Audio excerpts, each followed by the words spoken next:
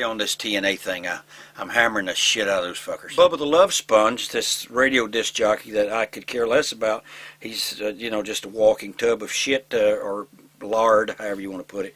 This is a family show, right? Well, fuck him. The coward that Hogan is, didn't bother to call me himself and say, hey, brother, we got a problem, brother. And as far as I'm concerned, Hogan's a low-life piece of dog shit that, he's not man enough to pick up the phone and say, obviously it's like Eric Bischoff when he said that the one guy he loved firing the most was me, and why he loved firing me, I have no idea, and why he would then go on the Bubba the Love Sponge show in Tampa radio and say, that Honky Tonk man, he wouldn't draw flies with a mouthful of shit. Well, I've drawn a lot more and sold a lot more tickets over my career than most of the guys Eric Bischoff has ever tried to promote. Flair, woo! Throw me off the bus, woo! I got a gusher, woo! Unbelievable. But Hardy Boys, okay, there's one's Jeff, one's Matt.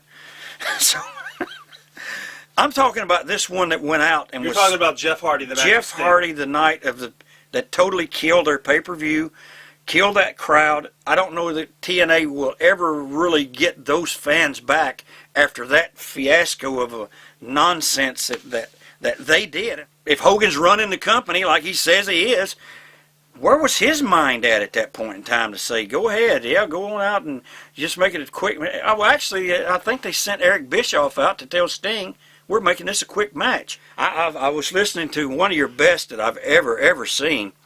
It was this Billy Jack Haynes. And folks, if you haven't seen this one, I think it might have been the last one you did with him. He goes way off onto the deep side there sometimes, but he's not lying. He's telling the truth, and he's telling it from a guy that lived it. And if you get a chance to get the Billy Jack Haynes RF shoot video, you better get that one. Piper was there, and just Piper made his entrance. He was the only one that had on a tuxedo, and he wouldn't sit down the whole time before he gave the introduction speech for Sergeant Slaughter. I didn't understand that. He kept going like this and walking around, but why don't you pay your bar bills, and why do you always trying to mooch off of other people to get them to pay things for you? So what happened over there, all I know is what I heard, and he ran up some bar tabs, and some of the wrestlers paid it for him, and then the wrestlers said, we want our dough, and the office guy said, we can't give you, Rick, we can't get you the dough because we've already paid you in advance. His contract's been paid, and so he had apparently no credit card. They left him in the town. They did go back and get him the next day. I understand. I don't know if it's true. Rumor has it that the watch that Shawn Michaels gave him, the $25,000 Rolex, it's been hawked. It's gone. He don't wear it anymore. Some pawn shop or somebody might have it. I don't know. Yeah, brother. You can't say brother. Oh, where the hell you think that's going, for Christ's sakes? That would be like, me suing you because you got a video out on me and I'm the one that sat here and wouldn't, I'm doing the video. Why would I? Brother. You can't say brother. Well, I checked with the trademark office because you can do a search there, and I did a search on brother, or the word brother. It doesn't say anything on there where Terry Bollea, Hulk Hogan, or anybody. Well, it's Bischoff owns all those trademarks now. He signed them over to. Can you believe that? He signed his trademarks over to Bischoff. Who, we don't call him Bischoff, it's Bischoff. But Abdullah looks around the locker room at the WWE Hall of Fame and he says, this guy, 30 years in the business. This guy, 35 years. Me, 40 years in the business. This guy, 40 years in the business. And we're sitting here having to listen to Johnny Ace tell us what to do.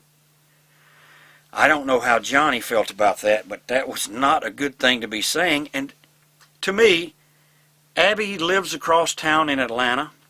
They probably sent a limo over and picked him up, let him stay down at the big Peachtree Hotel at $400 a night, gave him a nice dinner, a nice ring to wear, all these things, and it was a gift.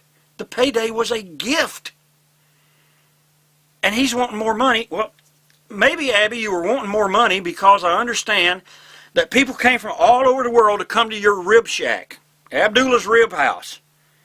And you ran out of ribs and you ran out of food. food. You know it's the 3 biggest days of the whole weekend of the whole year, and you don't have enough food to feed the people. But yet you want to make the payday up on Vince. We met. Well, when I went back to do Cyber Sunday, it kind of happened a little bit, and then I was back to do something else and a little bit more, and then I've run across Jerry on the comic book conventions. Now he does some of those, and we had to sit directly across from each other like you and I are for 3 days in Chicago one time. So did it feel kind of funny, or was it real? No, it was okay. I mean, hey, it's all water under the bridge. Look, he's not with a cat anymore. She's out there with Kiz Arnie, and he's a great guy. And I saw them at Cauliflower Alley, and she's a great gal. And obviously, he's a fucking moron, simply because he said I don't bump. Well, if taking bumps means that much to you, I'd say watch the first 5 matches, and you can see all the fucking bumps you want to see. The person that learns how to work is the person that can learn how to work without having to do that. The person that really knows how to work is the person who can go out there and incite the crowd or have a match that tears the house down and never has to do anything but walk and talk. That's the person who doesn't even have to touch someone for 5 minutes. So obviously you don't know the business. Okay, I had one run. Obviously you haven't looked back at any of the old tapes from Memphis. You haven't looked back at any of the old tapes from Southeastern Championship Wrestling in Alabama. Obviously you never looked at Georgia Championship Wrestling or Florida Championship Wrestling or any of that stuff where Kevin Sullivan and myself and Jimmy Hart were the first family of wrestling in Memphis. So you really don't know what the fuck you're talking about. Yeah, and everybody else that sees it remembers it too.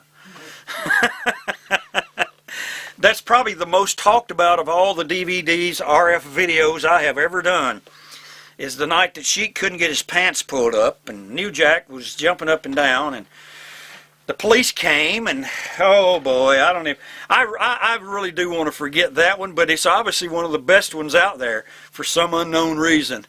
And if you guys want to come and do these shoot interviews with RF video, I mean, it's a great way to, look, it's a good way to promote yourself.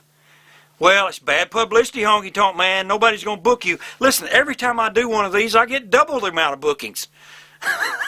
That's why Rob doesn't have to pay me anymore. Exactly.